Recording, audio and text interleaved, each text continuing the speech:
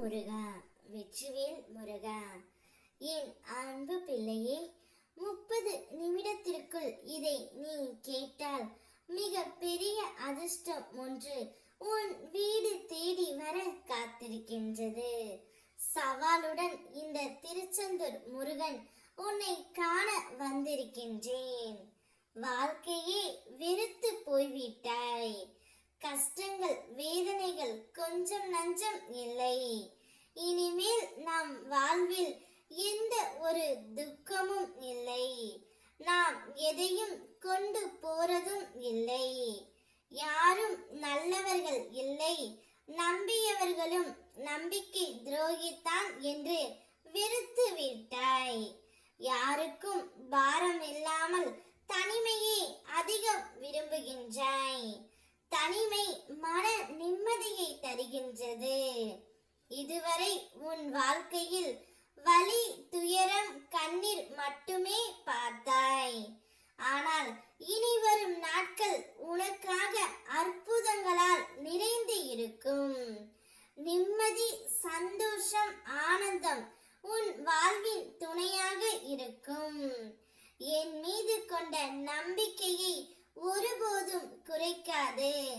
உன் பாதையை சமப்படுத்தி எல்லாவற்றையும் சரி செய்வது என் பொறுப்பு. நீ எவ்வளவு கஷ்டங்களை தாங்கி வந்தாயோ அதைவிட பல மடங்கு ஆனந்தம் இனி உன்னை தேடி வரும். கடந்த இருள் சூழ்ந்த நாட்கள் ஒரு கனவு போல் மறைந்து உன் இதயம் மீண்டும் புன்னகை செய்யும். எந்த ஒரு சூழ்நிலையிலும் உன்னை நான் கைவிட மாட்டேன். உன் அப்பன் திருச்செந்தூர் முருகன் காலடியை தொட்ட உன்னை எந்த கர்ம வினையும் சுற்ற முடியாது.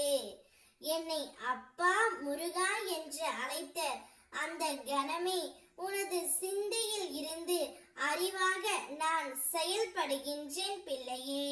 நீ கருவில் இருக்கும் போதே என்னை வணங்கும் சக்தியை தந்திருக்கின்றேன்.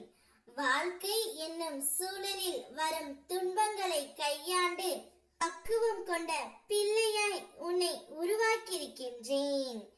இத்தனை ஆற்றலையும் உனக்கு தந்து இந்த வாழ்க்கையை சிறப்புரை வைக்க நான் என் அருளை தருகின்றேன். என்னிடம் கேட்காமலேயே உனக்கான தேவைகளை செய்கின்றேன். வாழ்க்கையில் சிறு துன்பங்களையும் தடைகளையும் எதிர்கொள்ளும் பொழுது உனக்குள் தன்னம்பிக்கை ஏற்படுத்தி உன்னோடு நிற்கின்றேன். உன் ஆழமான பக்தியை நான் எப்போதும் காண்கின்றேன். அதனால் தான் இன்னும் 30 நிமிடத்திற்குள் உன்னை தேடி அதிர்ஷ்டம் வரப்போகின்றது.